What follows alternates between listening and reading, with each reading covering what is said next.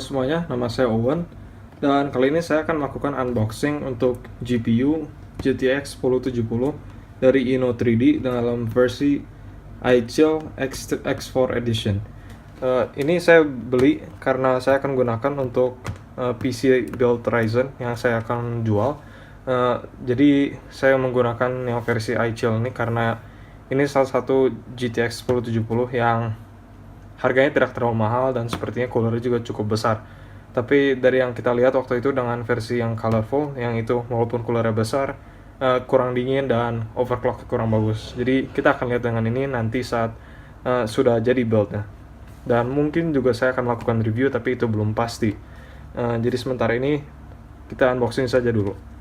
Jadi di depan boxnya hanya ada tulisan iChill dan juga GTX 1070 dan sedikit spesifikasinya. Nah di sini satu-satunya bagian dari boxnya yang menunjukkan apa yang isinya dalam isi box ini, yaitu ada mouse mat dan juga kode kupon 3D Mark dan VR Mark. Dan ini adalah versi X4 Edition Inno 3D GTX 1070. Ini di bagian boxnya yang lain sama sekali tidak ada informasi yang spesifik tentang GPU ini. Di sini tidak ada, dan di sini pun tidak ada tentang macam GTX 1070 yang mana.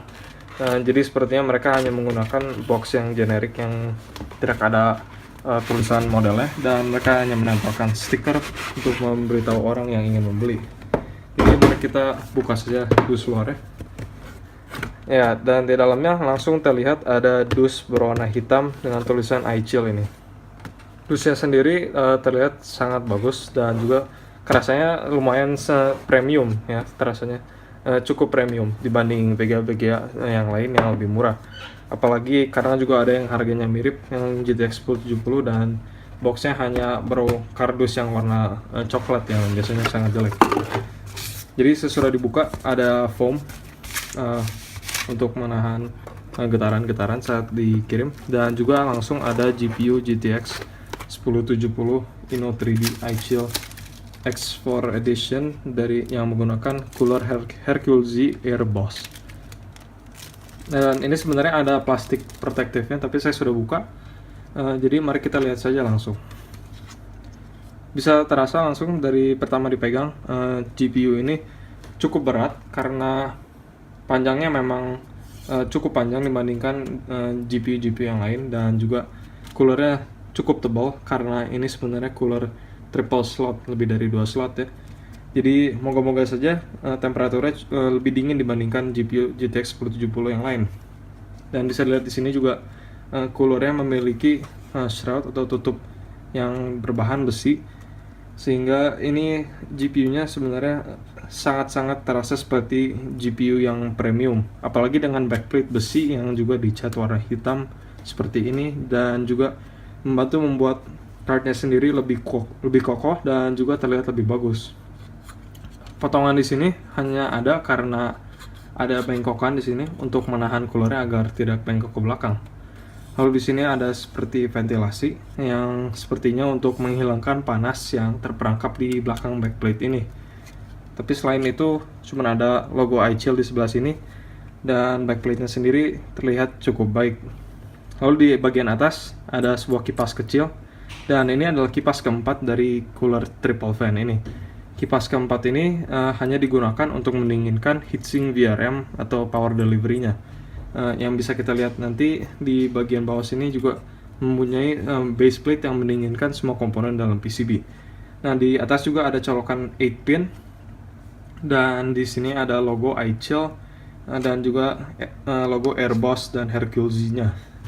Logo iChill ini digunakan untuk indikasi tenaga yang digunakan dengan GPU ini, dan setahu saya ini berubah menjadi merah dari hijau saat digunakan dengan aplikasi-aplikasi yang berat seperti gaming. Jadi mungkin bukan seperti RGB yang biasa, tapi ya mungkin terlihat juga cukup keren saat sudah dipasang, apalagi bisa berubah-ubah warna sendiri. Cooler sendiri juga karena berbahan besi, terasa sangat premium, hampir terasa seperti cooler Nvidia yang reference, yang tentunya sangat bagus kerasanya saat dipegang.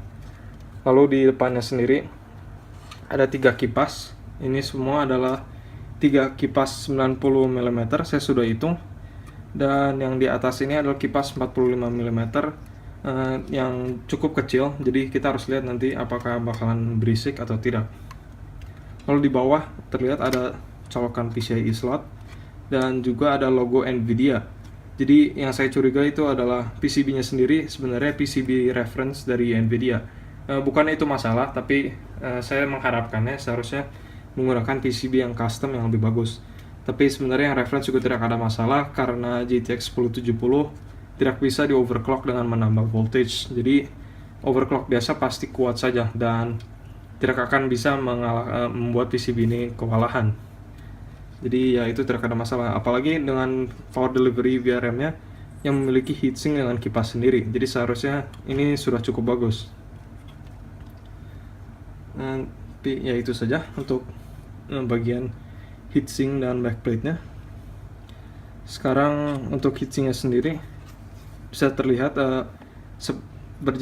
ada di belakang kipasnya dalam sepanjang GPU-nya ini, dan juga cukup tebal sehingga memakan 3 slot.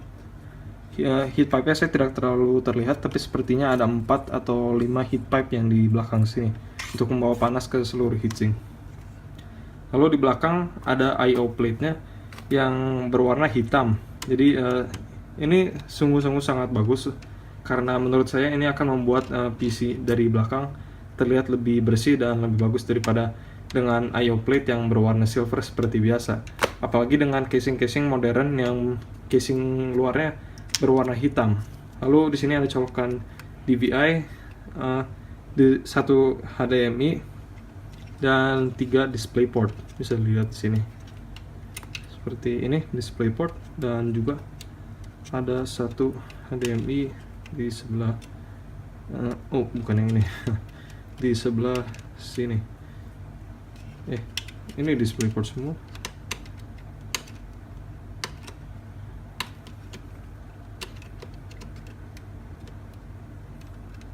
Oh iya, di sebelah sini satu HDMI. Dan ini semua support 4K kecuali DVI tentunya. Jadi bisa digunakan dengan TV atau monitor yang resolusinya 4K. Ya, untuk GPU-nya begitu saja. Mari kita lihat aksesorinya.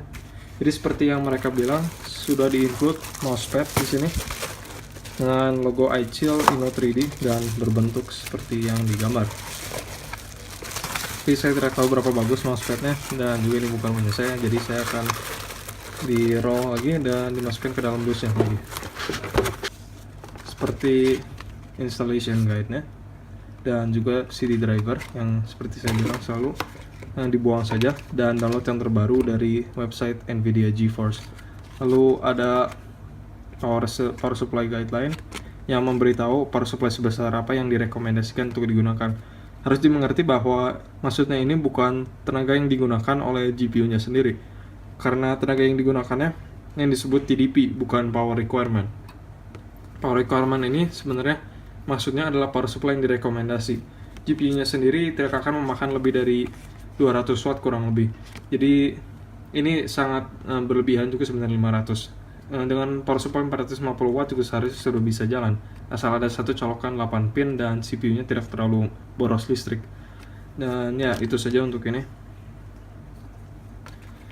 Lalu ada kode PR mark dan 3D mark yang tentunya saya di blur agar tidak ada yang bisa mencurinya. Dan terakhir ada juga sebuah seperti obeng yang untuk hex gitu, dan sepertinya digunakan untuk melepaskan bagian ini yang saya kurang tahu buat apa, tapi sepertinya agar bisa SLI bridge-nya melewati kalau menggunakan 2 GPU, atau juga mungkin untuk dibersihkan, tapi sepertinya ya itu untuk SLI high bandwidth bridge-nya bisa melewati ini kalau sudah dilepas. Tapi ya itu saja. Dan mari kita lihat GPU-nya lagi. Terlihat bagus seperti saya bilang. Salah satu kritis saya lagi adalah mereka tidak menaruh stiker hub kipasnya dengan benar-benar di tengah, jadi saat muter agak terlihat seperti goyang-goyang ke pinggir. Ya, sebenarnya tidak ada masalah juga karena pasti saat sudah dipasang juga terlihatnya seperti ini, bukan dari depan. tapi yang mungkin seharusnya mereka membutuhkan itu saat di pabrik. Itu saja sih untuk unboxing ini. Semoga Anda menyukainya, dan jika iya tolong pencet like dan juga tolong pencet subscribe untuk melihat video-video saya yang lain. Terima kasih.